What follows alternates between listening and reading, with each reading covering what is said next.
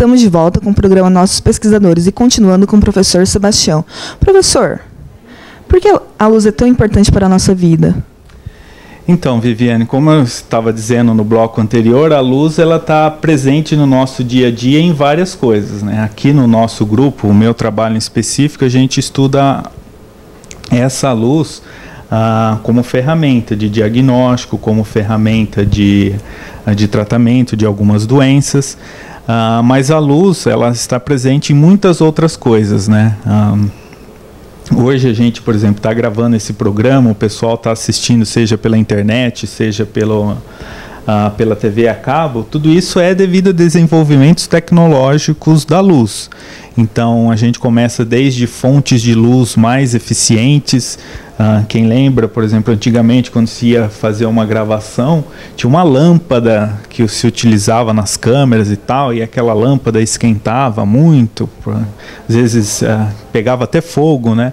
Hoje em dia se substituiu isso, então a gente tem fontes de luz mais eficientes que a gente chama de LEDs, então consegue ter uma boa emissão de luz, mas sem produzir tanto calor, que é o que a gente utiliza hoje em dia. Todo esse desenvolvimento de, por exemplo, de sensores para se captar a luz, hoje em dia todo mundo tem um celular com uma câmera super potente, e tudo isso é a luz no nosso dia a dia. Depois, como essa informação chega até a nossa casa, seja pela internet ou pela televisão, tudo isso tem lá uma fibra ótica, tem lasers envolvidos, tem LED. Depois a nossa televisão, a nossa tela do computador tem todo um desenvolvimento de ótica, de luz para mostrar as cores, para mostrar a imagem que a gente está vendo. Todo mundo quer uma televisão com super resolução, 4K, Full HD, mas tudo isso vem de desenvolvimentos de ótica, de se desenvolver primeiro sensores bem eficientes para, por exemplo, captar a imagem no escuro. Depois a gente tem o desenvolvimento de displays, né, de emissores de luz para se fazer produzir essa imagem. Então, esse é um exemplo da importância da luz no nosso dia a dia, né?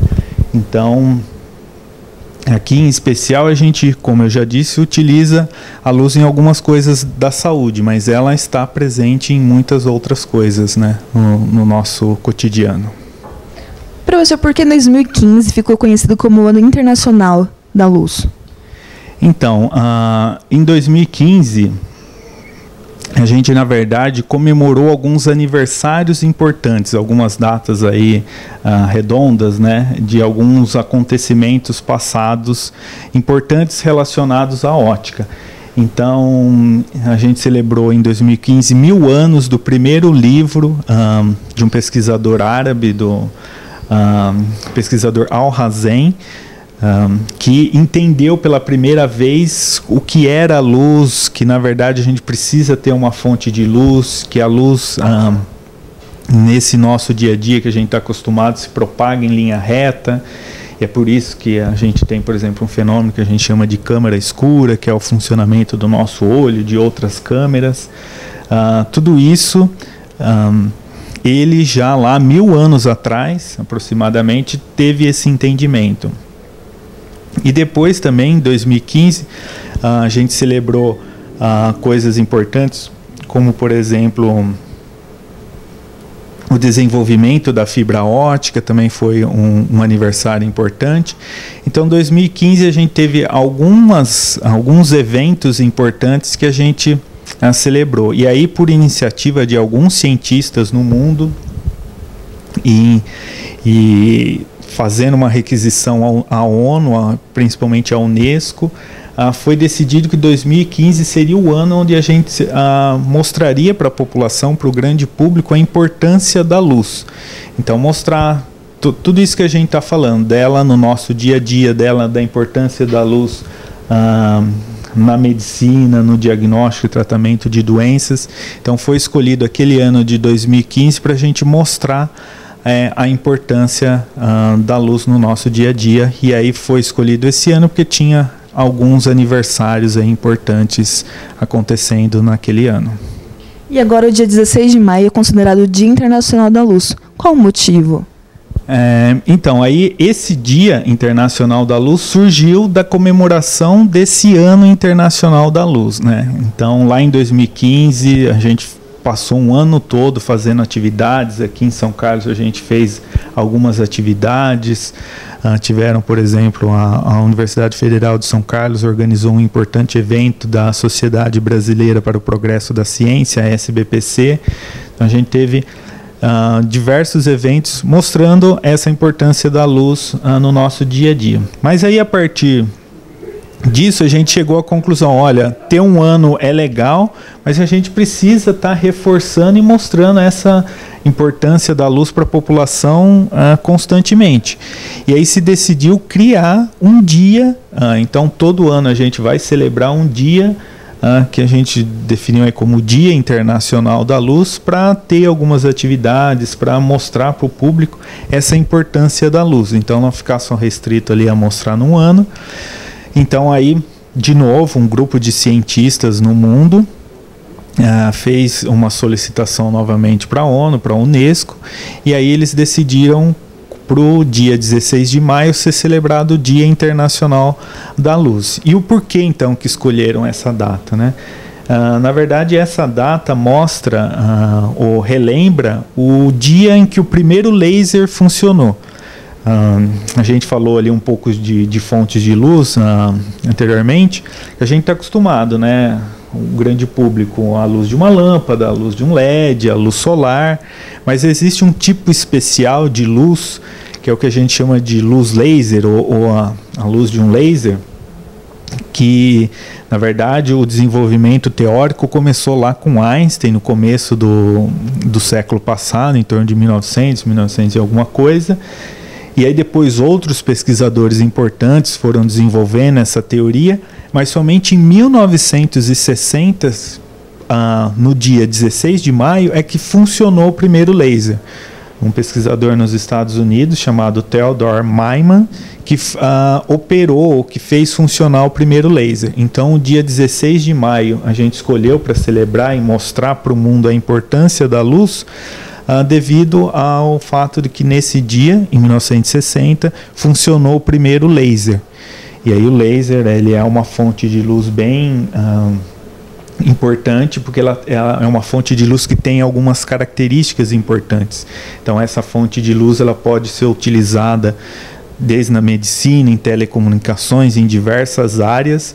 Então, a gente escolheu para celebrar devido ao funcionamento desse laser, mas só para reforçar que o Dia Internacional da Luz não se resume só ao laser, resume a todas as fontes de luz, a tudo o que a gente tem da luz no nosso dia a dia. Aí apenas escolheu esse 16 de maio, e aí por coincidência também, agora no mês de maio, a gente também tem um dia do físico, que é o dia 19 de maio, 19/5. E aí ele foi escolhido por isso, porque lembra também um ano importante na física. O 19/5, se a gente juntar ali, dá 1905. E aí em 1905, o Einstein publicou diversos trabalhos, alguns deles aí que depois ajudaram no desenvolvimento do laser. Então, 19/5 também é conhecido como o Dia do Físico. Então, são datas importantes que a gente tem no mês de maio que relembram algumas coisas históricas que aconteceram, e a gente usa isso para divulgar essa importância da luz no nosso dia a dia. Essas datas comemorativas serão comemoradas aqui no IFSC? Sim, a gente teve alguns eventos. Então a gente tem palestras, alguns cursos, por exemplo, de fotografia. Tem um grupo de estudantes que organizou uma participação. A gente teve o Domingo Solar aqui no Observatório da USP de São Carlos, mas a gente tem uma série de eventos também ao redor do mundo. Teve a inauguração desse primeiro, né, porque no ano de 2018 está sendo o primeiro ano que a gente celebra o Dia Internacional da Luz. A gente teve lá em 2015 o ano, e aí depois teve todo esse desenvolvimento para a gente agora, em 2018, celebrar o primeiro Dia Internacional da Luz. E aí, agora, a partir disso, todo dia 16 de maio vai ser celebrado isso. Então, agora a gente sempre vai estar organizando atividades ao redor desse dia para mostrar a importância da luz para as pessoas, né? Professor, agora nos conte um pouco da sua atual pesquisa. Então, mais especificamente, eu trabalho dentro de biofotônica. O que eu desenvolvo principalmente são técnicas para a gente fazer um diagnóstico o mais rápido e preciso possível de uma doença. Então, se a gente, por exemplo, comparar hoje no nosso dia a dia um processo para a gente fazer o diagnóstico de alguma doença. Todo mundo... talvez infelizmente já tenha passado por isso, que você vai no médico, seja num dermatologista ou num qualquer médico, se você tem uma lesão suspeita, o procedimento que ele faz é realizar uma biópsia, né? Então, por exemplo, se eu tenho alguma lesão suspeita na minha pele, o que o dermatologista vai fazer é retirar um pedaço da minha pele e levar para um laboratório para se fazer uma análise. Esse é o que a gente chama de padrão ouro, é o diagnóstico mais preciso que a gente tem para se fazer de uma doença. Existem outros métodos auxiliares, mas esse ainda é o que todo mundo tem que fazer para dar o diagnóstico de uma doença. E aí, como todo mundo já deve perceber, esse é um procedimento ruim, né? Porque ele é invasivo. O médico ele precisa retirar um pedaço do nosso tecido para se fazer essa análise. E a hora que eu retiro isso, eu estou ali fazendo já um certo dano, apesar de ser uma amostra pequena, eu estou fazendo um dano na minha lesão. Então, fazer biópsia ela é invasiva, e aí eu tenho que escolher muito bem o ponto onde eu vou fazer essa biópsia, porque se eu escolho um ponto que não é representativo daquela região, eu posso dar um diagnóstico errado. Então, a escolha dessa biópsia é importante.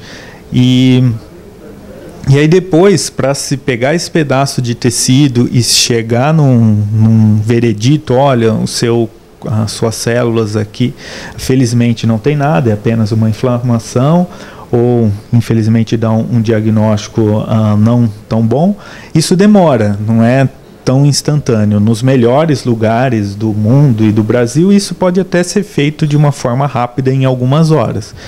Mas na maioria dos lugares do mundo isso ainda leva algumas horas, dias, chega até a demorar semanas para ter esse diagnóstico.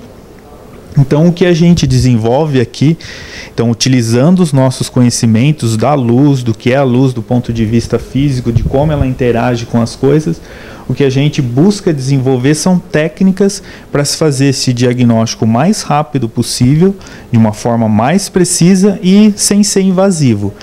Então, o que a gente quer no futuro é, por exemplo, encostar algum laser, alguma luz no nosso tecido e já saber, olha, a condição das suas células é assim e você felizmente não tem nada, é apenas uma inflamação, alguma coisa nesse sentido.